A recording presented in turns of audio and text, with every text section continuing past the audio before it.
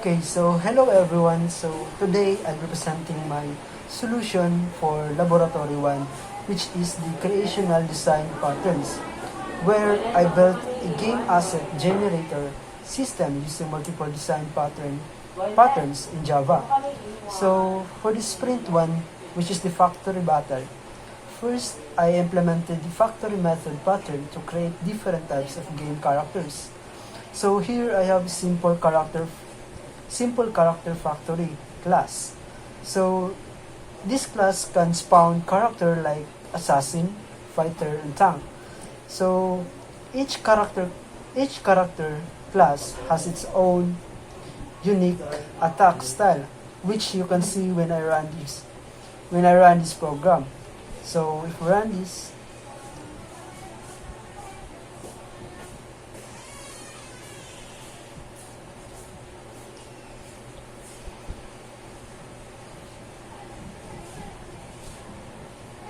so here, so makita nimo ang ilang mga unique attack style, which is the assassin, strikes from the shadows, fighter delivers a powerful punch, tank blocks and counters. So so kini siya is it makes easy to add new character types without changing the factory logic. So next is natay Sprinto, which is the abstract arsenal. So I expanded the system with weapons and power-ups gamit ang abstract factory pattern. So diri is nag-create ko theme factories, which is the classic factory and the cyber factory. So each factory is nagahatag siya o nagaproduce siya o consistent set of weapons and power-ups. For example, diri sa to ang classic factory. Diri is nagahatag siya o grit sword and health boost. While ang cyber factory is naga-provide siya og shield and energy shield. So by swapping the factory, the client code can easily change the theme of the game asset. So if i-run nato atong code, here makita nato no. So mo taong gini na, which is this classic set is taga-provide siya o grit sword and health restored or ano. Then sa cyber set is provide siya og shield and energy shield. So makita sa output, which is the classic set, swing a massive grit sword and health restored. While the cyber set is the blocking with the sturdy shield and the shield activated. So okay, so let's proceed to the final sprint, which is the ultimate refactor. So for the final sprint, nag-integrate ko diri o singleton and builder patterns. So sa tuang game manager class, which is kani, nagamit ko diri og singleton para ma-ensure nga isa gid ka instance ang mag-manage sa game. While diri sa tuang character builder is nag-allow siya o to construct complex custom characters with different weapon, power-ups, and special skills. So, for example, mag-create ko custom assassin with a dagger, a health boost, and a shadow strike skill, all in single readable statement.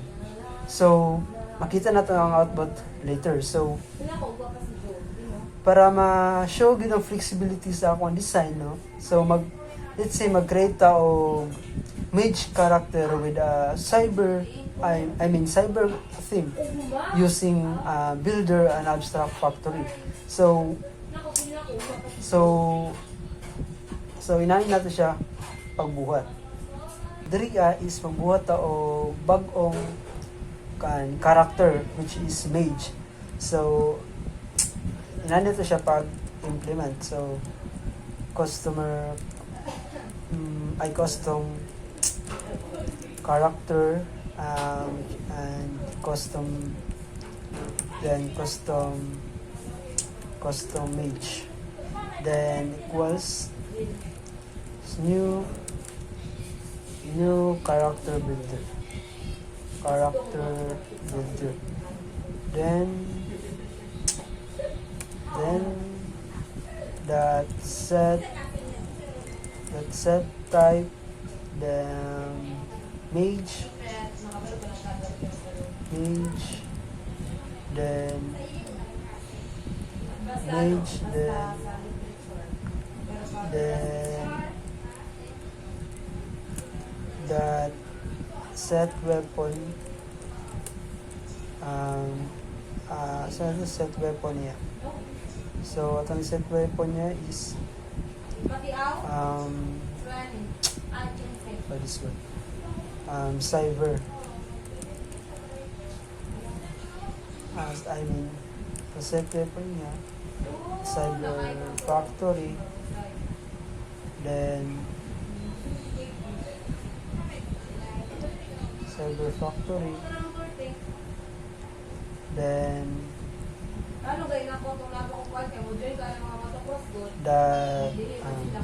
that create, tama ba?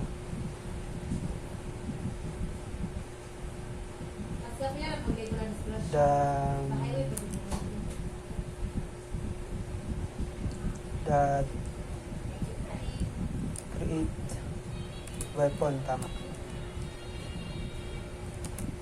Then that set power up,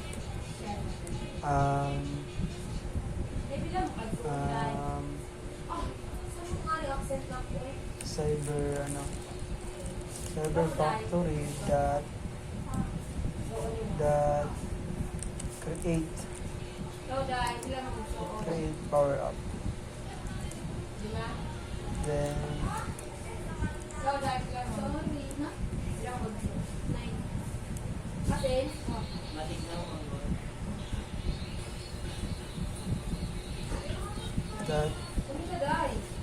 that set special skill niya, arcane blast, say arcane blast. Then that build na there. Then that build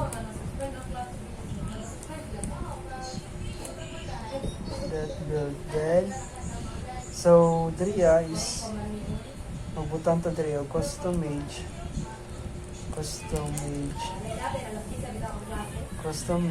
that show info.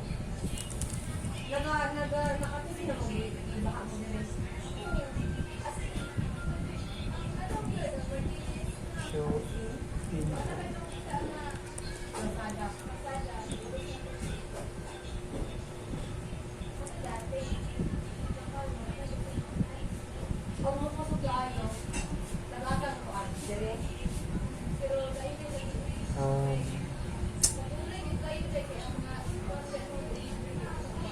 So diri sa to ang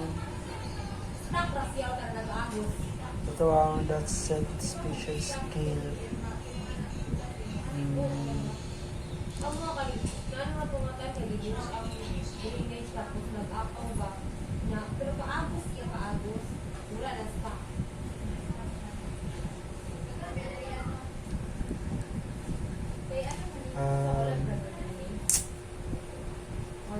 Yung character, custom mage, character builder, no? Then that set mage, that set type mage.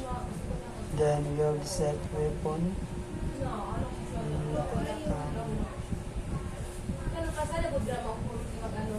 Cyber Factory, power up, then kaya pala.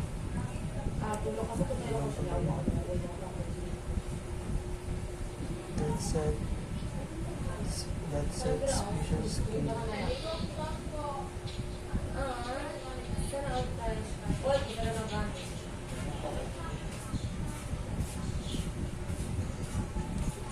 Sorry. Ay pala pagkakalagay. Okay, so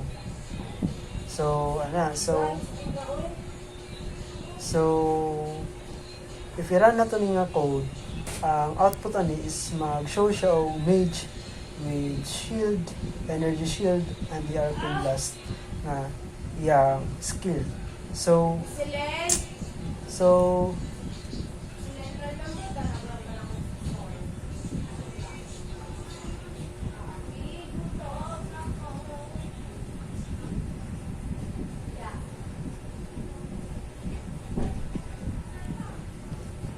so, if i-run na to ni siya, so,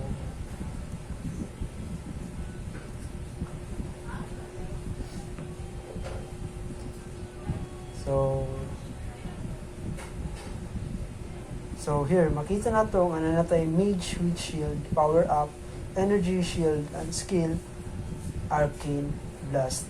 So, inana siya kadali pag custom o character without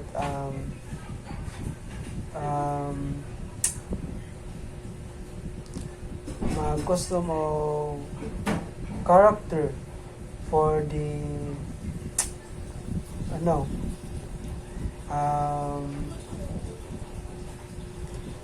custom character gamit ang builder and abstract factory. So, inana siya.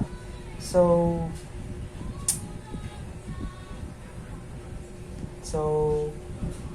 mara to na. Then, mara to ang kuan. So, ipakita na ko ang whole output nani.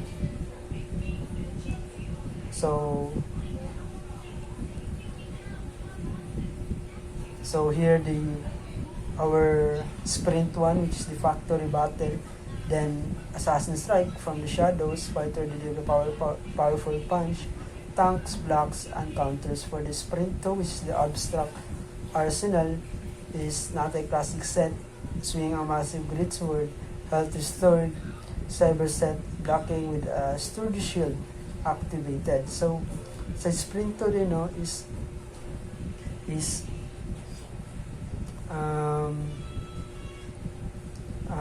makita ninyo dito sa to ang main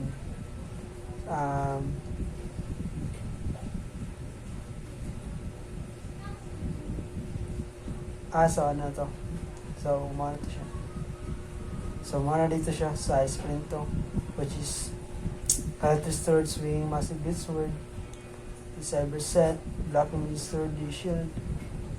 So, ito ang sprint 3 is not a alternative factor, which is ganina, which is nagamit na lungag tao character without gamit tao character using builder, using single